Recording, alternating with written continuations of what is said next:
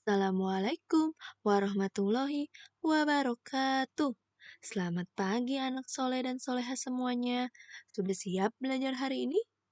Tetap semangat belajar ya, walaupun belajarnya dari rumah. Pada pembelajaran hari ini, kita akan mempelajari tentang tema 1, subtema 2 pada pembelajaran 2 dan 3. Untuk memudahkan Ananda belajar, Ananda bisa membuka bukunya pada halaman 78 sampai 87. Pertama, kita akan membahas tentang teks menghargai perbedaan dalam keragaman. Ananda bisa membuka bukunya pada halaman 78. Di sini ditampilkan teks tentang menghargai perbedaan dalam keragaman. Silakan Ananda membaca dulu ya. Dari teks menghargai perbedaan dalam keragaman, kita mengetahui bahwa meskipun memiliki usia yang hampir sama, ternyata manusia memiliki pertumbuhan tinggi badan dan berat badan yang berbeda. Pertumbuhan dan perkembangan manusia dipengaruhi oleh makanannya. Selain itu pula, dipengaruhi oleh kebiasaan hidup dan faktor keturunan. Tuhan telah menciptakan makhluk hidup yang berbeda-beda. Perbedaan ini adalah karunia Tuhan yang harus kita syukuri. Kita harus saling menghargai dan menghormati perbedaan. Setiap orang tentu memiliki kebiasaan. Apa ya kebiasaan itu? Kebiasaan itu adalah suatu aktivitas yang sering dilakukan. Contohnya adalah bangun pagi, makan siang, dan tidur malam. Aktivitas ini setiap orang memiliki perbedaan. Jadi, setiap orang memiliki kebiasaan yang berbeda-beda dari bangun pagi, makan siang, ataupun tidur malam. Selanjutnya, kita akan membahas tentang saling menghormati dan menolong. Ananda bisa membuka bukunya pada halaman 80. Kita akan mempelajari tentang sila kedua dalam Pancasila, yaitu kemanusiaan yang adil dan beradab. Di sini ditampilkan lambang dari sila kedua, yaitu berupa rantai. Sila kedua ini dilambangkan dengan rantai bermata bulatan dan persegi. Di bagian kiri bawahnya terdapat perisai yang berwarna merah. Selanjutnya, kita akan mempelajari tentang makna dari sila kedua. Makna sila kedua ini terdapat 3, yaitu yang pertama, manusia diakui dan diperlakukan sesuai dengan harkat dan martabatnya sebagai makhluk Tuhan yang Maha Esa. Jadi, setiap manusia harus dihormati sesuai dengan harkat dan martabatnya. Jadi, tidak boleh saling membedakan ya. Kemudian, makna keduanya dari sila kedua Pancasila, yaitu manusia itu sama derajatnya, sama hak dan kewajiban asasinya, tanpa membedakan suku, keturunan, agama, dan jenis kelamin. Jadi, walaupun kita berbeda suku ataupun agama, kita harus saling menghormati dan menghargai. Tidak boleh saling membedakan ya.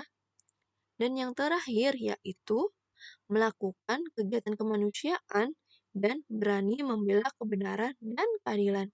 Jadi, Anda semua harus melakukan kegiatan kemanusiaan dan tidak lupa untuk selalu berani membela kebenaran.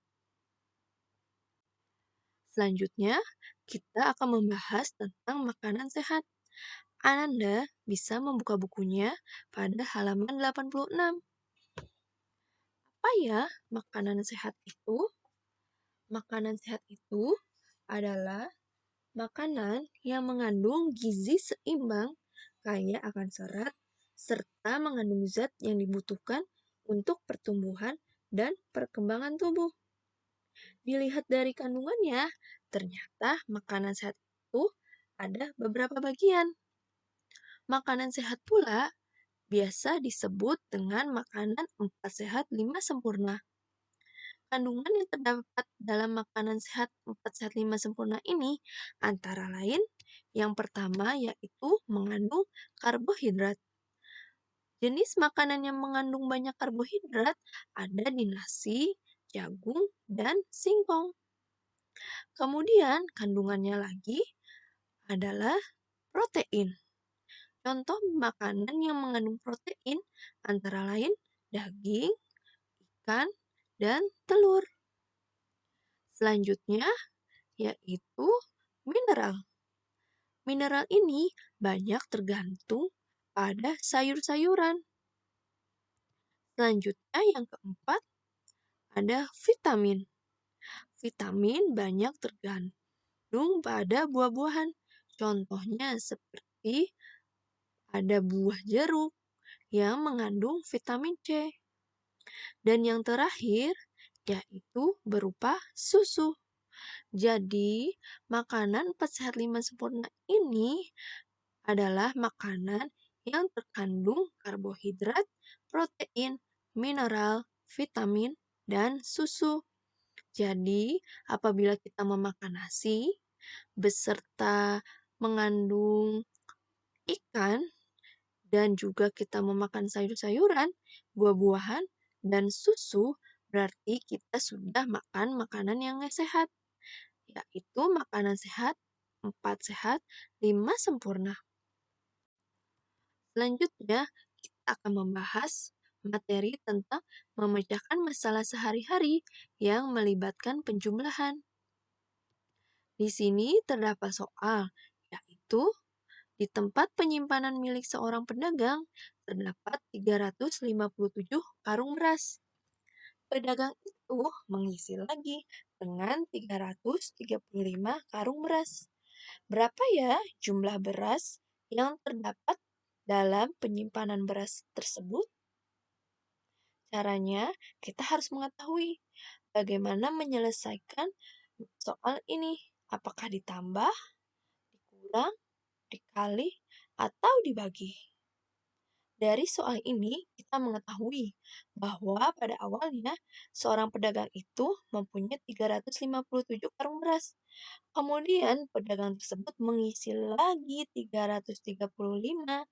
Dari kata mengisi ini, kita dapat mengetahui bahwa pedagang tersebut telah menambahkan karung berasnya sebanyak 335.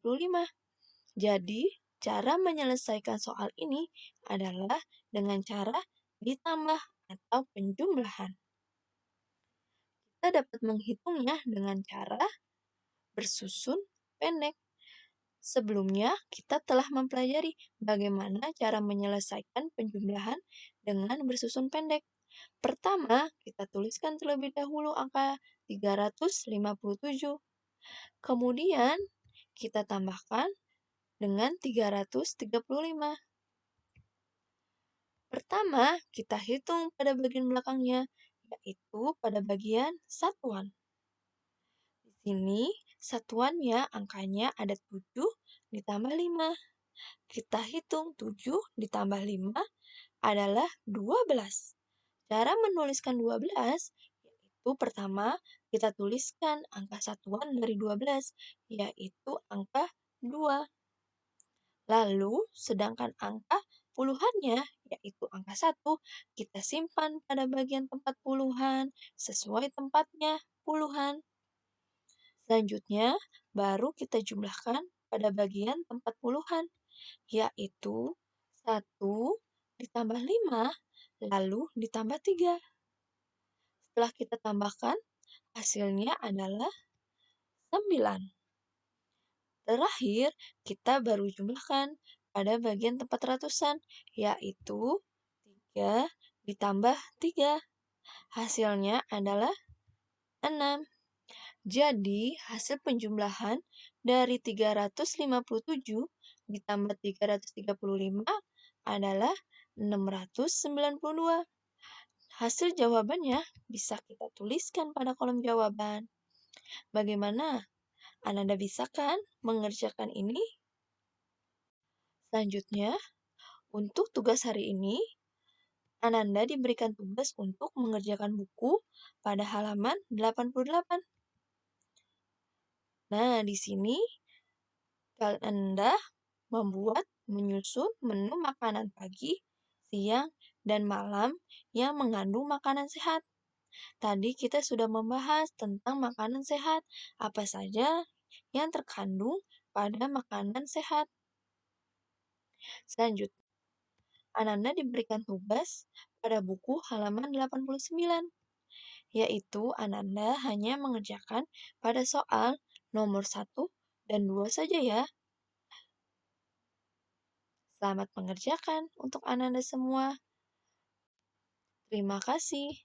Wassalamualaikum warahmatullahi wabarakatuh.